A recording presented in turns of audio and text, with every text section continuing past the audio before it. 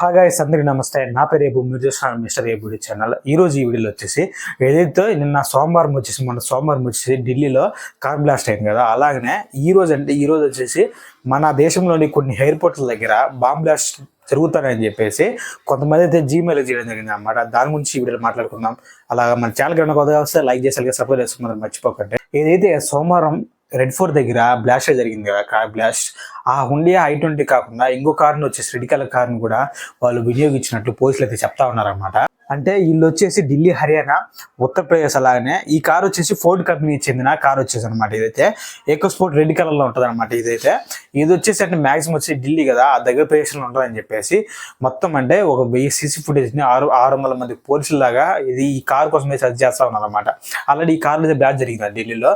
తర్వాత ఆ కార్లో కూడా అటువంటి సంఘటనలు ఏమైనా జరుగుతాయని చెప్పేసి ముందే మన పోలీసులు నిఘా పెట్టేసి దానికోసం ఎదుగుతా ఉన్నారు. ఇదైతే నిన్నంటే మొన్న వచ్చేసి కార్ బ్లాస్ట్ అయింది కదా ఢిల్లీలో. దాని తర్వాత వచ్చేసి హాల్ఫలా యూనివర్సిటీలో వచ్చేసి ఒక డాక్టర్ వచ్చి మిస్ అయినట్టు తెలుస్తా ఉందన్నమాట. ఈయన పేరు కూడా బయటకు వచ్చేసింది అనమాట. ఆయన పేరు వచ్చేసి నిసాల్హుల్ హాసన్. ఈయన మిస్ అయినట్టు కూడా తెలుస్తా ఉంది. ఈయన వచ్చేసి ఆల్రెడీ అంటే ఇక్కడ ఢిల్లీలో యూనివర్సిటీ చేయకముందు డాక్టర్ గా ఈయన వచ్చేసి కాశ్మీర్ లో SMHS హాస్పిటల్ వచ్చేసి ఇలా చేస్తా ఉన్నారన్నమాట. ఈయన కాశ్మీర్ లో SMHS హాస్పిటల్ చేస్తా ఉన్నప్పుడు ఈయనకు వచ్చేసి టెర్రరిస్ట్ తో లింక్ ఉందని చెప్పేసి ఈయన మీద వచ్చి కేసులు పెట్టడం జరిగింది అనమాట. దాని తర్వాత 2013 తర్వాత ఆయన కేసు జరిగింది కదా. దాని తర్వాత కాశ్మీర్ నుంచి అయితే ఢిల్లీ ఆల్ఫాలా యూనివర్సిటీకి వచ్చేసి అక్కడైతే ఉన్నాడు. కానీ ఈ ఢిల్లీ బ్లాస్ట్ ఏదైతే కార్ బ్లాస్ట్ జరిగింది కదా, అప్పటి నుంచి ఇదైతే మిస్సింగ్ అనమాట. 2008లో ఏ విధంగా అయితే ముంబైలో దాడులు జరిగాయి కదా ఈ టెర్రరిస్ట్, అలాగనే అంటే వీళ్ళు వచ్చేసి ఈ మధ్య వచ్చేసి ఢిల్లీలో ఎర్రకోట, అలాగనే ఇండియా గేట్, అలాగనే కాన్స్టిట్యూషన్ క్లబ్, అలాగనే గౌరీ శంకర్ టెంపుల్, అలాగనే ఎక్కడైతే గుంపులుగా ఉంటారో జనాలు అక్కడ వచ్చేసి వీళ్ళు బాంబ్ బ్లాస్ట్ చేద్దామని చెప్పేసి వీళ్ళైతే ప్లాన్ చేస్తా ఉన్నారు అనమాట. ఇది మెయిన్ వచ్చేసి ఇప్పుడు చేయాలనుకోలేదు అనమాట.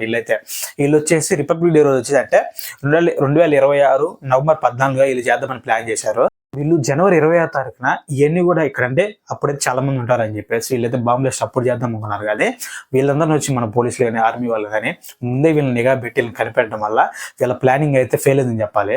ఈ ఢిల్లీ బ్లాస్ట్ తర్వాత వచ్చేసి 5 ఎయిర్పోర్ట్లో బాంబులు పెట్టామని బెదిరింపులు అయితే వచ్చేసాయి అన్నమాట. ఏంటి అంటే హైదరాబాద్, అలానే ఢిల్లీ, ముంబై, చెన్నై, త్రివేంద్రం ఈ ఎయిర్పోర్ట్లలో వచ్చేసి బాంబు పెట్టామని చెప్పేసి ఎయిర్లైన్స్ వాళ్ళకి వచ్చేసి ఇండిగో ఎయిర్లైన్స్ వాళ్ళు వచ్చేసి ఇండి కార్యాలయానికి వచ్చేసి బాంబు ఉందని చెప్పేసి వాళ్ళైతే మెయిల్ చేయడం జరిగింది అనమాట.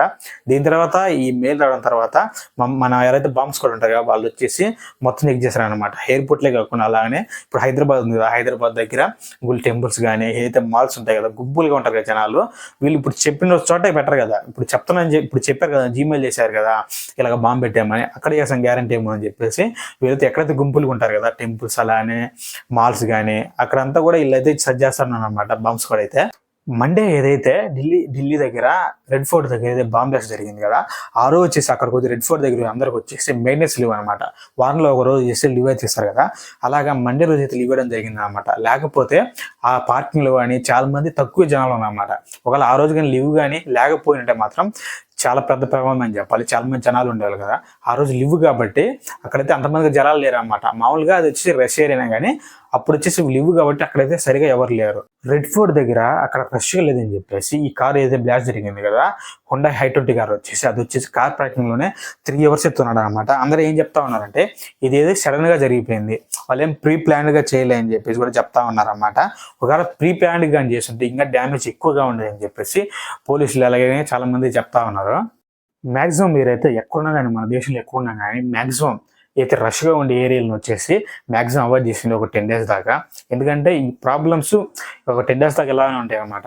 మన వాళ్ళు కూడా బాగా సర్చ్ చేస్తున్నారు పోలీసులు, కానీ వాళ్ళ పని వాళ్ళు చేస్తూనే ఉన్నారు అనమాట. మీరు మాత్రం మ్యాక్సిమం రష్గా ఉండే ఏరియా మొత్తం పోకుండా ఉండడం చూడండి. ఓకే గైస్, ఇది ఇవాళ వీడియో. మన ఛానల్కి కొత్తగా వస్తే లైక్ చేసి సబ్స్క్రైబ్ చేసి మాత్రం మర్చిపోకండి.